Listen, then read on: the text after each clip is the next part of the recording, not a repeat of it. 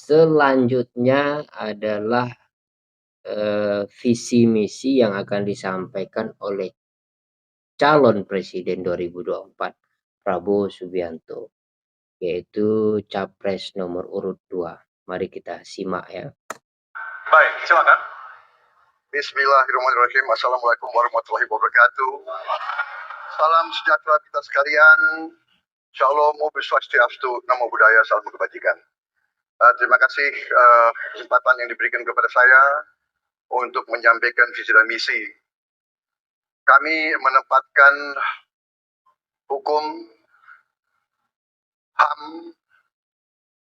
perbaikan pelayanan pemerintahan, pemberantasan korupsi, perlindungan terhadap semua kelompok di masyarakat sebagai sesuatu yang sangat penting. Karena itu dalam visi misi kita hal-hal ini ditaruh di paling atas. Kita sadar dan saya sadar sejak muda saya telah mengangkat sumpah untuk membela Pancasila dan Undang-Undang Dasar 45. Di dalam Undang-Undang Dasar 45, di situ pendiri-pendiri bangsa kita mendirikan sebuah republik. Republik itu harus didasarkan atas hukum dan kedaulatan rakyat. Wah, ini poin yang penting ini. Harus saya cut dulu ya. Stop dulu. Jadi beliau menyatakan hukum, HAM, korupsi, dan ketimpangan-ketimpangan lainnya dalam pemerintah yang diperbaiki dan sebagainya itu yang dikatakannya tadi, itu adalah bagian utama dalam visi misinya. Nah, lagi-lagi tidak ada yang baru.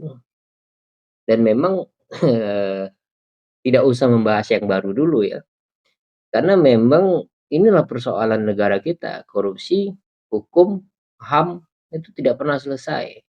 Dan pemerintah secara umum gitu, masih banyak KKN, nepotisme ya, kolusi, kerjasama yang ini kan, kolusi, korupsi, nepotisme. Itu harus diberantas sampai ke akar-akarnya.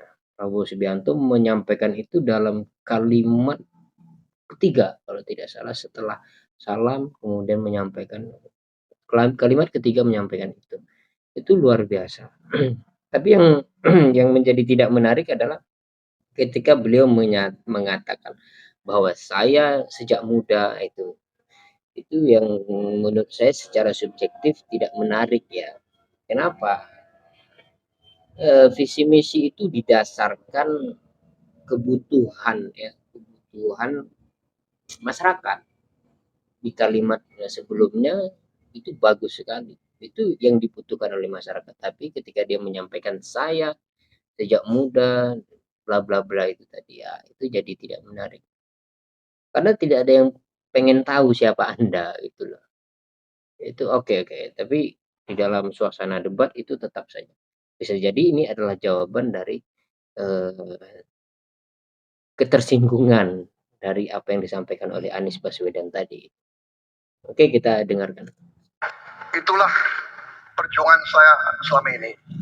Dan saya pertaruhkan nyawa saya, jiwa saya untuk membela demokrasi, hukum dan HAM. Kita paham, kita mengerti masih banyak kekurangan. Tetapi kita harus bersyukur di tengah dunia yang penuh tantangan ketidakpastian, di mana terjadi perang di mana-mana, di mana negara-negara begitu banyak yang terjadi perang saudara, kerusuhan, Indonesia masih aman, Indonesia masih damai, Indonesia masih terkendali, harga-harga masih terkendali, ekonomi untuk rakyat kita masih aman. Kenapa? Karena kepemimpinan. Kenapa? Karena manajemen negara yang berhasil. Saudara-saudara, apakah di tengah 280 juta rakyat masa tidak ada kekurangan? Oke. Itu poin narasi yang menjebak ya sebenarnya. di tengah kekacauan peperangan antar negara seperti Rohingya, seperti Palestina, seperti Israel, Palestina, dan negara-negara miskin lainnya, persoalan ekonomi dan sebagainya. Prabowo Subianto menjelaskan, menunjukkan bahwa negara Indonesia masih tegak berdiri dengan kedaulatannya, ekonominya stabil dalam pengertian terjangkau, walaupun banyak kekurangan, tapi tetap bersyukur katanya. Oke, persoalan itu adalah fakta ya, fakta yang disampaikan oleh Prabowo Subianto hari ini kita belum collab. Tapi kalau kita membaca kan kemudian menganalisis secara tajam, sebenarnya negara kita ini diambang kehancuran. Jadi jangan berikan narasi palsu kepada masyarakat. Ini saya tidak menuduh, tapi kita dalam ambang kekacauan hari ini.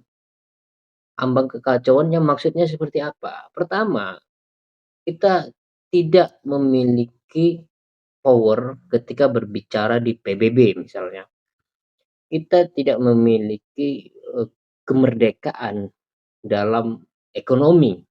Kita masih impor, masih macam-macam, bergantung. Kita lumbung pangan, beras, tapi masih impor dari Thailand. Kita masih impor dari Cina. Kita masih macam-macam, elektronik, kendaraan dan sebagainya. Memang iya stabil, semua orang bekerja untuk dirinya masing-masing. Apa peran pemerintah di situ? Itu yang kita lihat gitu kan. Jangan keluarkan narasi-narasi yang seolah-olah negara ini dalam keadaan baik-baik saja gitu. Oke, itu komentar saya. Kita lanjut. Tetapi kita harus arif, kita harus dewasa, dan kita tidak boleh munafik. Nyaman banget, nyaman banget. Ini yang membuat telinga juga sakit kan. Kita perlu masuk ke lubang telinga. Oke, lanjut dulu. Pemimpin itu ingat sosum telodok, harus memberi contoh. Saudara-saudara sekalian, Prabowo Gibran, kita akan perbaiki yang harus diperbaiki. Kita akan tegakkan apa yang perlu ditegakkan. Dan kita bertekad memberantas korupsi sampai ke akar gajah. Memberantas korupsi sampai ke akar gajah. Saudara-saudara sekalian, saya kira demikian yang ingin saya sampaikan. Program kita baik, tujuan kita baik, keinginan kita baik. Mari kita berbuat kebaikan demi rakyat kita.